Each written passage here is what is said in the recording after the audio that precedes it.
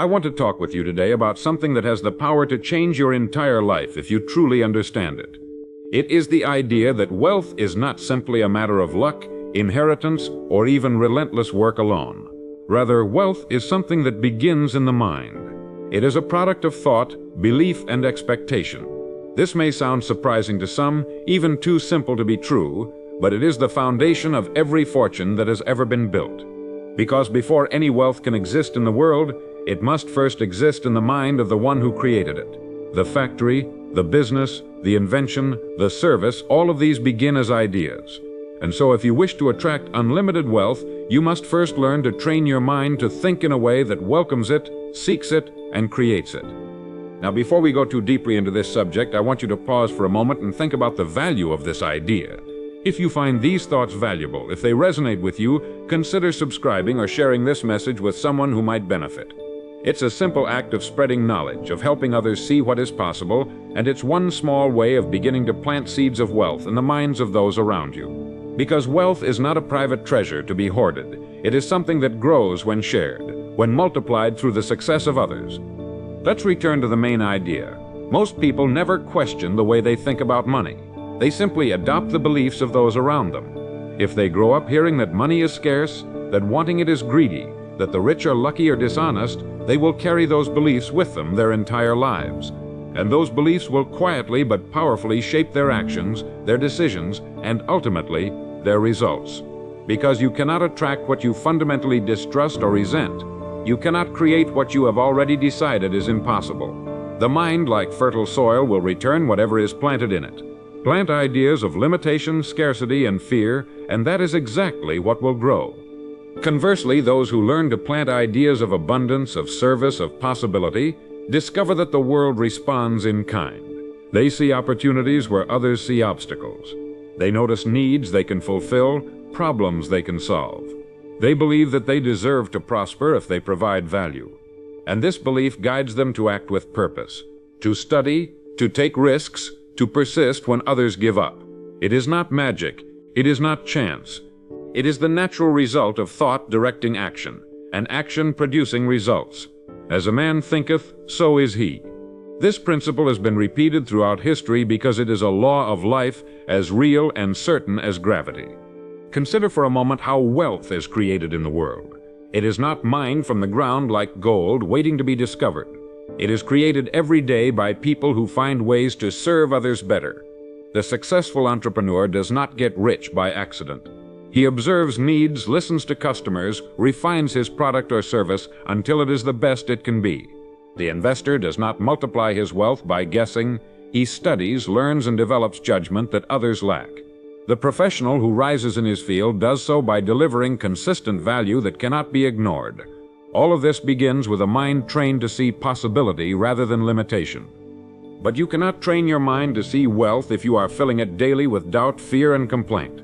The person who says, "I can't afford that," has shut his mind to solutions. The person who says, "That will never work," ensures he will never try. The person who spends his days criticizing the successful, calling them greedy or lucky, ensures he will never join them, because he has poisoned the very soil from which his own success could grow. Instead, you must choose your thoughts as carefully as you choose your friends, for they will shape you just as surely. You must begin by believing that wealth is good when it is honestly earned and wisely used, that it is not only acceptable but admirable to want to prosper. Because wealth at its best is nothing more than the evidence of service rendered, problem solved, and value created. The more people you help, the more wealth you are likely to earn. This is not a theory, it is a law, and when you truly understand this, you will stop asking, "How can I get more?" and start asking, "How can I give more?" Because you will know that giving more is the surest path to receiving more. Training your mind to attract wealth also means taking responsibility for your thoughts. It means refusing to blame others or circumstances for your lack. It means understanding that while you cannot control everything that happens to you, you can always control how you respond. You can always choose to learn, to grow, to adapt. And you can always choose to hold a vision of yourself as someone worthy of success, capable of achieving it, and willing to pay the price in effort, patience, and service. You see, wealth is attracted to those who are prepared to handle it. Now that we have begun to see how the mind shapes wealth, let us look more closely at the practical steps for training it to attract abundance. This is not simply a matter of wishful thinking or daydreams without substance. It is the disciplined, deliberate practice of shaping your thoughts so they become the foundation for effective action. Because thoughts alone are not enough. It is thoughts that lead to actions and actions that produce results. And so the first discipline of a wealth-building mind is to guard carefully what you allow into it. Just as you would not drink dirty water, you must refuse to drink in ideas that poison your confidence, your creativity, or your sense of possibility. This means being mindful of what you read, what you watch, and the conversations you have. If you constantly consume news that tells you the world is falling apart, that opportunity is dying, that success is only for the corrupt, you will begin to believe it, and you will act accordingly, hesitating, avoiding risk, settling for less. Likewise, if you spend your time with those who complain, who envy the successful, who see only obstacles, you will find your own mindset infected with the same hopelessness. But if you choose instead to fill your mind with stories of achievement, with ideas for service and growth, with the wisdom of those who have walked the path before you, you will begin to see new possibilities everywhere. Think of the mind as a garden. The soil itself does not care what you plant. If you plant weeds and neglect them, they will grow without effort. If you plant good seed but fail to tend it, the weeds will choke it out. But if you are diligent, if you clear the ground, plant carefully, water, and protect your crop, you will harvest abundance. The same is true for the thoughts you allow to take root in your mind. It requires daily care. It requires weeding out doubts, complaints, and resentments. It requires feeding your mind with knowledge, with inspiration, with clear goals and plans. This is why I say that reading is one of the most valuable habits you can develop, because books allow you to sit at the feet of the wisest minds in history. For the cost of a few dollars and a little time, you can learn what it took others decades to discover. You can absorb their mistakes, their strategies, their insights, and in doing so, you sharpen your own thinking. You prepare yourself to recognize opportunities, to make decisions with clarity, to persist when others give up. This is not optional for those who want to create wealth. It is essential, because the person who stops learning stops growing, and the one who stops growing is soon left behind. Another key discipline of the wealthy mind is clear, written goals. I have said before that success is the progressive realization of a worthy ideal, but you cannot realize what you have not defined. A ship without a destination will drift, no matter how powerful its engines. Likewise, a man without clear goals will squander his energy on trivialities, on distractions, on whatever the world throws at him. But the person with a clear, written goal knows where he is going. He can say yes to what moves him closer and no to what leads him astray. He can measure his progress, he can adjust his course, and he can persist when challenges arise because he knows why he is doing it. Writing down your goals is a powerful act of commitment. It turns vague wishes into defined targets. It forces you to clarify what you truly want and why.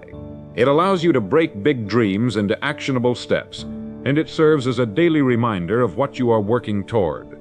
Many people resist this because it feels too simple, even childish, but it is precisely because it is simple that it works.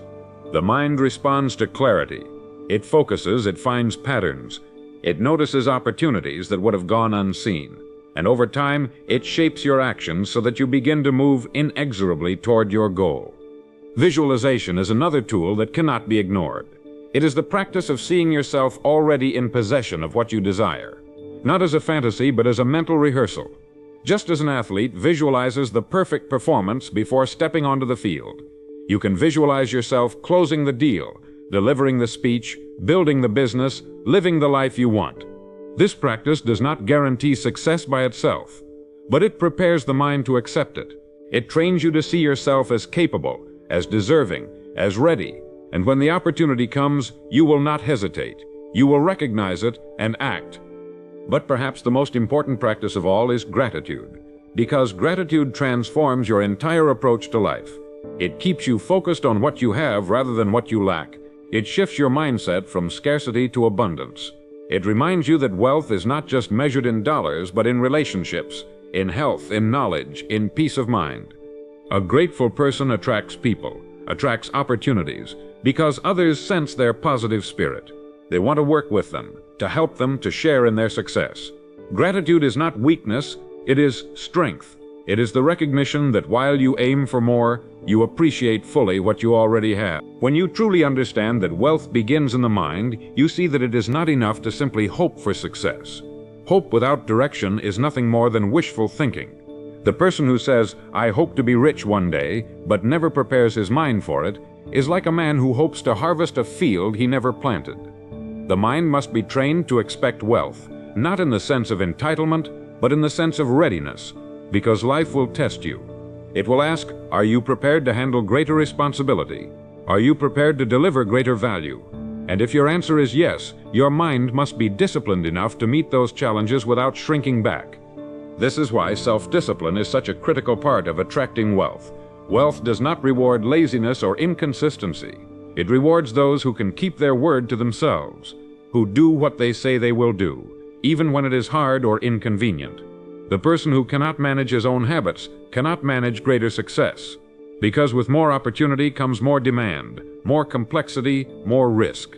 The disciplined mind says, I will rise to meet these challenges. I will not retreat into comfort. I will not make excuses. This is the mindset that prepares you to seize the opportunities that others let pass by. One of the most important disciplines you can develop is the habit of thinking in terms of service.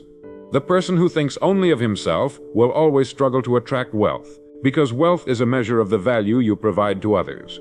The successful business person does not ask, how can I get more from my customers, but how can I give them more? The employee who rises quickly does not ask, how little can I do without getting fired, but how much can I contribute so that I become indispensable? This shift in thinking transforms your approach to work. It moves you from a mindset of taking to a mindset of giving. And the world responds to givers with opportunities, with trust, with loyalty. You must also train your mind to see problems not as barriers but as opportunities. The person who complains about problems will never be wealthy, because problems are the raw material of wealth. Every fortune was built on solving a problem for someone else. The entrepreneur asks, what is frustrating people? What is wasting their time? What is causing them pain? And then sets about finding a solution. The bigger the problem you solve and the more people you solve it for, the greater the wealth that flows to you. This is not charity. It is not exploitation. It is the fundamental exchange of value that underpins every thriving economy. Think of the simple tools you use every day. The car, the phone, the refrigerator, each of these was once a problem to be solved. Each created wealth for those who envisioned a solution, who persisted through setbacks, who believed it was possible. And today they are so common, we forget that they were once luxuries. The same principle applies to ideas and services that have yet to be invented. The future belongs to those who train their minds to look at the world and see unmet needs rather than settled limits, who ask not, why can't it be done, but how might it be done better? Of course, this mindset requires courage, because it is always easier to stay where you are, to accept what is, to avoid the discomfort of change. But wealth rewards those willing to step into the unknown, to risk failure, to learn from mistakes. The person who trains their mind for wealth understands that failure is not final. It is feedback. It is the world's way of asking, will you adjust? Will you improve? Will you persist? And so the wealthy mind does not fear failure, but uses it as fuel. Every setback becomes a lesson. Every obstacle becomes a teacher. Every criticism becomes a chance to refine your approach. Another essential practice is patience. The mind that attracts wealth is not impatient for instant results. It understands that great things take time. Just as the farmer knows he cannot harvest the day after planting, the builder knows he cannot finish a skyscraper in a week. So too must you understand that wealth requires preparation, planning, execution, and time. The person who demands riches overnight often squanders them as quickly as they came, because they have not built the discipline, the habits, the mindset needed to sustain them. The patient mind says, I will do the work today, knowing the reward will come in due time. This is not resignation. It is faith in the process. Patience also keeps you from making desperate decisions, from chasing shortcuts that promise much and deliver little, from gambling your future on untested schemes. The patient mind says, I will build something real, something that lasts. I will learn what I need to learn. I will save, invest, grow. I will build my reputation so that when opportunity comes, there is a law at work in the world as unchanging as gravity itself, and that is the law of sowing and reaping. Whatever you plant in the fertile soil of your mind will grow. This is not a promise of instant gratification, nor is it a mystical guarantee of wealth without work. It is the simple truth that your dominant thoughts shape your actions, your habits, and your results. If you sow thoughts of fear, limitation, and doubt, you will reap hesitation, missed opportunities, and disappointment. If you sow thoughts of possibility, abundance, and service, you will reap action, creativity, and ultimately wealth. The challenge is that this sowing happens every day, often without our awareness. Every time you dwell on a problem without seeking a solution, you sow weeds in your mind. Every time you speak words of complaint or envy, you water those weeds, and they will grow unless you choose to replace them with better seeds. This is why it is so essential to become conscious of your self-talk. What do you tell yourself when you face a challenge? Do you say, "I can't," or do you ask, "How can I?" The first shuts down your mind's creative faculties. The second activates them. Do you see problems as dead ends or as puzzles to be solved? Do you see successful people as rivals to envy or as models to learn from? These questions matter because they reveal the programming you are feeding your mind. The mind is an obedient servant. It will work tirelessly to prove you right. Tell it that success is impossible, and it will find evidence to support that belief. Tell it that success is achievable through service and skill, and it will find ways to make that true. The wealthy mind is disciplined about what it allows to take root. It is not naive. It does not pretend that problems don't exist, but it refuses to dwell on them without seeking solutions. It does not deny obstacles, but sees them as necessary tests of readiness. It does not waste time blaming others or lamenting circumstances. Instead, it asks, "What can I do? How can I prepare? Who can I learn from?" This shift in thinking transforms a person from a passive observer of life to an active creator of it. And this is the first great secret of training your mind to attract unlimited wealth. You must take responsibility for the thoughts you plant and cultivate. Consider also the importance of focus. In a world filled with noise and distraction, the ability to concentrate is itself a kind of wealth. Most people scatter their attention like seeds thrown on rocky ground. They flit from idea to idea, goal to goal, never sticking with anything long enough to see it bear fruit. But the wealthy mind knows the power of focus. It chooses a goal, clarifies it, writes it down, and returns to it daily. It asks, "Is what I am doing today moving me closer to this goal or further away?" This clarity of purpose streamlines decisions, conserves energy, and ensures steady progress. It is not glamorous, it is not dramatic, but it is effective. Focus also means learning to say no. No to distractions that do not serve your goal. No to temptations that promise easy gain without real value. No to people who drain your energy with negativity or drama. Every yes you give must be measured against your highest aim, because time and attention are finite. Every moment you spend on what does not matter is a moment stolen from what does.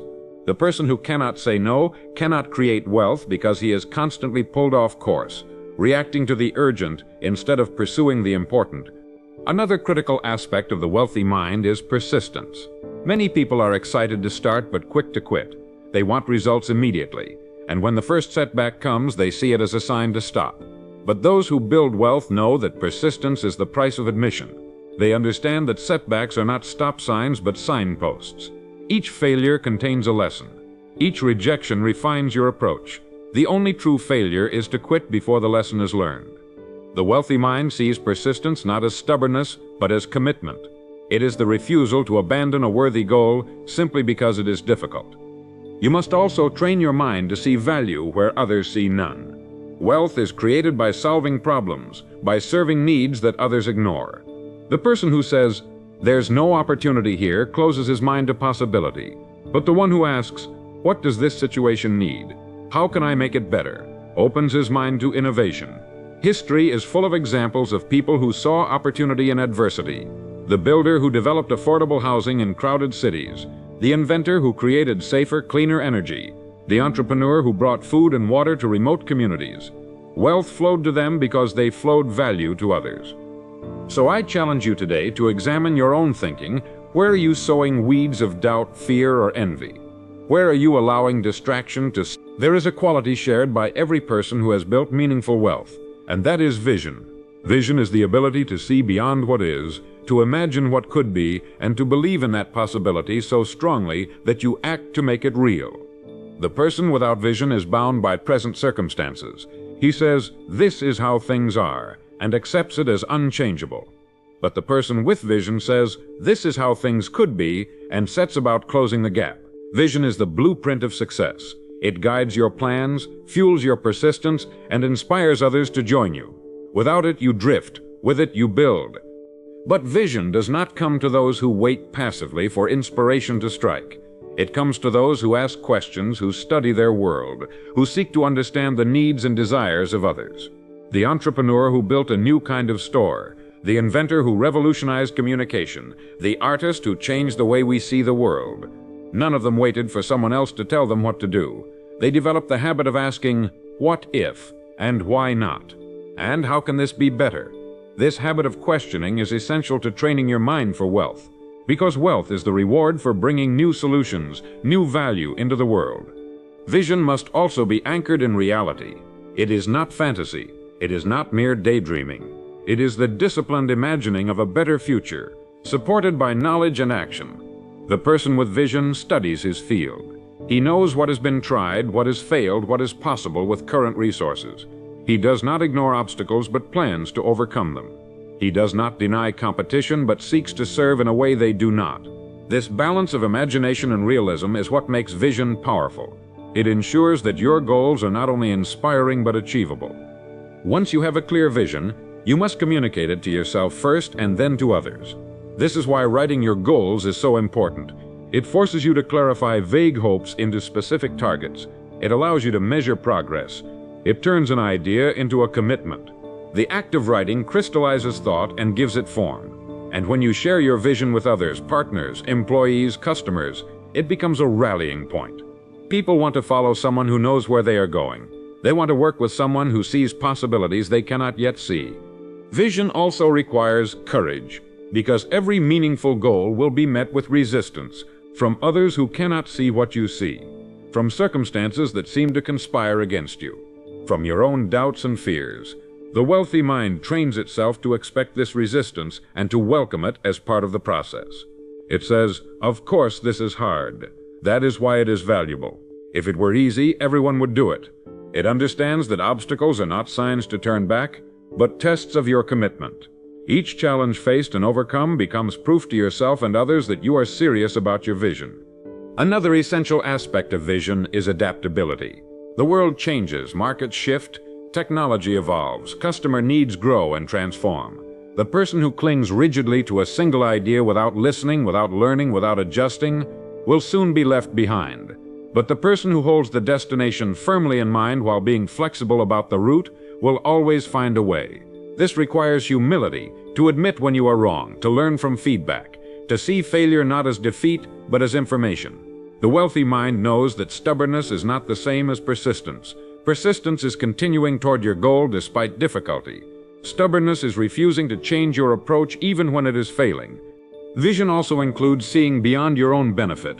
The most successful people in any field understand that their wealth is tied to the value they create for others. They ask, "How will this improve my customer's life? How will this benefit my employees? How will this contribute to my community?" This is not altruism for its own sake, though it often leads to genuine good. It is the recognition that lasting wealth is built on trust, reputation, and relationships. A business that serves only its owner's greed may profit for a time, but will eventually crumble under the weight of public resentment and betrayal. But the business that serves well builds loyalty that competitors cannot buy. I want you to reflect on your own vision. Do you have one? Is it clear, compelling, written down, or is it vague, shifting, unspoken even to yourself? Do you review it daily, reminding yourself why you work, why you study, why you persist? Or do you allow the urgent to crowd out the important? Because without vision, you will always be at the mercy of circumstances, reacting instead of creating. But with vision, you become the architect of your own future, able to see paths that others miss, able to endure trials that cause others to quit. This is not a call to arrogance. It is a call to responsibility. Because if you do not shape, there is another dimension to training your mind for unlimited wealth, and that is developing the habit of responsibility. Responsibility is the recognition that you are the cause of your results, not merely the victim of circumstances. The person who always blames the economy, the government, their boss, or bad luck will never build lasting wealth because they have given away their power. They have told themselves, I cannot change my situation because it is controlled by forces outside of me. But the person who accepts responsibility says, if it is to be, it is up to me. That is not arrogance, it is ownership. It is the refusal to wait for rescue, the determination to become the kind of person who can create solutions regardless of the challenges faced. Responsibility transforms the way you see problems. Instead of asking, why is this happening to me, you ask, what can I learn from this? Instead of complaining about obstacles, you ask, how can I overcome them? This mindset is empowering because it returns control to you. It does not guarantee that life will be easy. Far from it. But it ensures that you will be prepared to handle whatever comes. And that preparation is part of what attracts wealth, because wealth is simply the reward for effective problem solving. The more valuable the problems you solve, the greater the wealth that flows to you. Responsibility says, I will become the kind of person who can handle those problems. This habit of responsibility also builds trust. Think about the people you most respect. Are they those who make excuses, who blame others, who shirk their duties?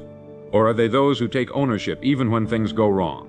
The responsible person says, I made a mistake, I will fix it. They do not hide from hard truths. They do not shift blame. And because of that, others trust them with more opportunity, more authority, more resources. Responsibility is the foundation of leadership. It is the quality that makes people say, I can rely on you. And in any field, being reliable is a priceless asset. But responsibility does not mean taking on burdens that do not belong to you. It is not about being a martyr. It is about clarity, knowing what is yours to do and doing it well, setting boundaries when needed, saying no when necessary. It is the understanding that serving better does not mean serving everyone's demands. It means serving your purpose, your mission, your highest standards. The responsible mind says, I will do what I said I would do. I will honor my commitments. I will hold myself accountable even when no one else is watching. But this level of self-accountability is rare, and that is precisely why it is so valuable. Most people want the rewards of success without its disciplines. They want freedom without responsibility. But these cannot be separated. True freedom is earned through responsibility. The business owner who disciplines himself to understand his customers, to train his staff, to manage his finances with care, earns the freedom to direct his own destiny. The employee who takes initiative, solves problems before they escalate, and consistently delivers more than is expected, earns the freedom of choice. Choice in assignments, in promotions, in opportunities. Responsibility is not a burden, but the path to freedom. Another essential aspect of responsibility is the habit of keeping your word. Your word is your bond. When you say you will do something, do it. When you make a promise, keep it. This may seem obvious, but it is astonishing how many people fail at this simple standard. They say yes to things they never intend to finish. They overcommit and underdeliver. They forget, they postpone, they hope no one will notice. And in doing so, they erode trust, not only with others, but with themselves. Because when you repeatedly break your own word, you teach yourself not to believe in your own promises, and that destroys confidence. Keeping your word is a discipline that strengthens your character. It teaches you to think carefully before you commit. It forces you to plan your time and resources wisely. It sets a standard for others to follow. And it sends a powerful message. You can trust me. In a world where trust is rare, those who keep their word stand out. They become the ones others turn to when something truly matters. They are offered opportunities that are never even advertised. They receive loyalty from customers, respect from colleagues, and gratitude from friends and family. Because people hunger for reliability in a world of excuses. Responsibility also extends to how you treat others. The person training their mind for wealth understands that people are not obstacles to success, but partners in it. Your customers, your employees, your suppliers, your family, each relationship is an opportunity to build goodwill. There is another principle essential to training your mind for wealth, and that is the habit of continuous improvement. Wealth does not flow to those who remain static, who do the same thing the same way year after year, content with the minimum required. It flows to those who are always asking, how can I do this better? How can I serve more effectively? How can I increase the value I bring? This mindset of growth is what separates those who achieve lasting success from those who simply get by. Because the world is always changing, markets evolve, customer needs shift, competitors innovate. The person who does not grow will eventually be left behind. But the person who commits to lifelong learning and improvement becomes irreplaceable. Continuous improvement is not simply about learning new technical skills, though those are important. It is also about developing judgment, emotional intelligence, communication, leadership, and problem-solving ability. It is about refining your thinking so that you make better decisions, anticipate challenges, and seize opportunities others overlook. The person who improves himself improves everything he touches, his business, his relationships, his community. This is why investing in yourself is the best investment you can make, because you are the one asset you truly control. You can be improved, refined, strengthened without limit. But improvement does not happen by accident. It requires intention. It requires setting aside time to read, to listen, to reflect, to practice. It means being humble enough to admit what you don't know and determined enough to learn it. It means seeking feedback, even when it is uncomfortable. It means surrounding yourself with people who challenge you to rise higher, instead of encouraging you to stay where you are, because you will always become like the people you spend the most time with. If they are growing, you will be pulled along with them. If they are stagnant, you will find yourself held back. Consider the professional who attends seminars, reads industry publications, and asks his mentors hard questions.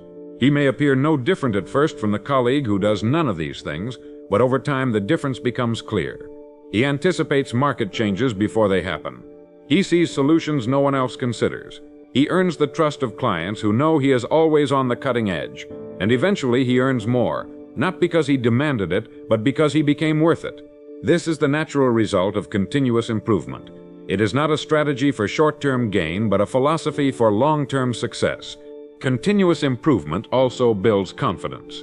Many people lack confidence not because they are incapable, but because they know they are unprepared. They know deep down that they have not done the work to deserve trust in themselves. But the person who is always learning, always practicing, always refining his skills develops an inner certainty. He knows that whatever challenge arises, he will find a way. This confidence is attractive. It draws people in. Customers want to buy from those who believe in what they do. Employers want to promote those who take initiative. Partners want to collaborate with those who can be trusted to deliver. But improvement also requires patience. The results are rarely immediate. It is like planting a tree. You do not see growth in the first day or even the first week.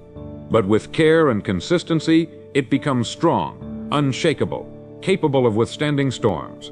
The same is true for personal growth. The time you spend reading today may not produce $1 tomorrow. The hours you invest in mastering your craft may not be recognized this year, but they are not wasted. They are laying a foundation that will support you for a lifetime.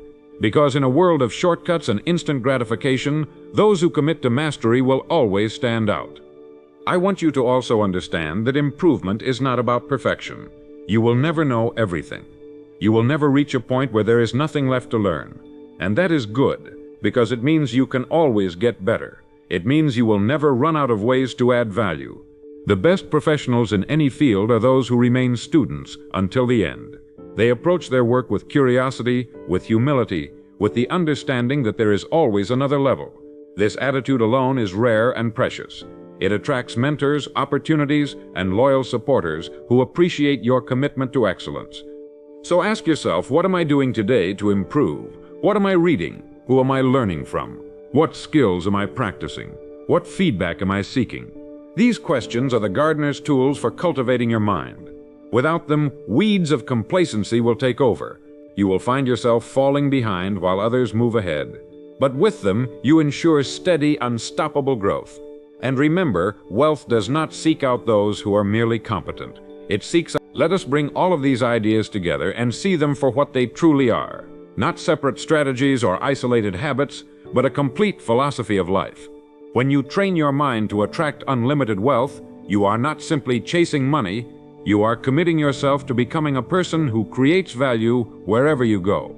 You are choosing to see opportunities where others see obstacles, to serve better than is expected, to lead with vision, to take responsibility for your actions, to keep learning no matter how much you know.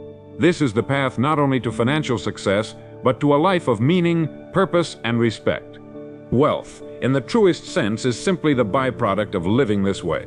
It is the natural consequence of thinking carefully, acting boldly, serving generously, and growing continually. And yes, money is part of it, because money is nothing more than a certificate of appreciation for value delivered. The more people you serve, the better you serve them, the more those certificates will flow to you. But if you focus only on the money, you miss the point. You begin to look for shortcuts, to cut corners, to manipulate rather than serve. And in doing so, you sabotage the very foundation of lasting wealth. True wealth requires integrity. It requires you to keep your promises even when it costs you more than you expected. It requires you to treat people with respect, even when they cannot do anything for you. It requires you to invest in yourself so you can offer something worth paying for. This is why wealth is often seen as difficult to achieve, because it demands that you become a better person. But that is precisely why it is so rewarding. Because in pursuing wealth the right way, you gain not only money but character, not only comfort but confidence, not only success but significance. You see, wealth also gives you options. It gives you the freedom to choose where you live, how you spend your time, what causes you support, and what dreams you pursue. It allows you to help others, not just with advice or good intentions, but with real resources that can change lives. It allows you to say no to people and situations that do not align with your values. It allows you to stand firm in your principles because you are not dependent on the whims of others. This is the kind of freedom worth working for. This is the kind of wealth worth attracting. But none of this happens by accident. It requires daily effort. It requires that you wake up each morning and choose your thoughts carefully. That you guard your mind from negativity, from envy, from excuses. That you remind yourself of your vision, of your goals, of your purpose. That you take action even when you are tired, even when you are afraid, even when you are tempted to quit. Because that is what separates those who merely wish for wealth from those who attract it. The world does not reward wishes. It rewards work, discipline, and the consistent application of timeless principles. As we close this time together, I want to leave you with this challenge. Make the decision today to live by these principles, not for a week or a month, but for the rest of your life. Decide that you will no longer blame circumstances or other people for your results. Decide that you will become the kind of person who delivers more than is asked, who keeps learning no matter how much they know, who treats others with respect and generosity, who sees opportunity in every challenge. Because when you make this commitment, you will find that the world changes around you. Opportunities will appear where before there were only obstacles. People will begin to trust you, to rely on you, to seek you out for help. Your work will become more meaningful because it will be grounded in service, and your rewards will grow, not only in money but in relationships, in reputation, in self-respect. You will become someone who does not just earn wealth, but deserves it. And that, in the end, is the only kind of wealth worth having. Remember, this is not a destination you arrive at once and for all. It is a path you walk every day. It is a standard you hold yourself to even when no one is watching. It is a promise you make to yourself that you will not waste the mind you were given, the talents you possess, or the time you have. That you will use them all to make life better for yourself and for others. Because in the final measure, that is what true wealth is. The ability to make a difference, to leave things better than you found them, to know that you did not simply exist, but truly lived. If you have found value in these words, I encourage you to share them. Share them with those you care about. Discuss them with friends and family. Make them part of your daily reflection. And if you wish to continue learning and growing with us, consider subscribing so that together we can continue to explore these timeless principles of success. Because when we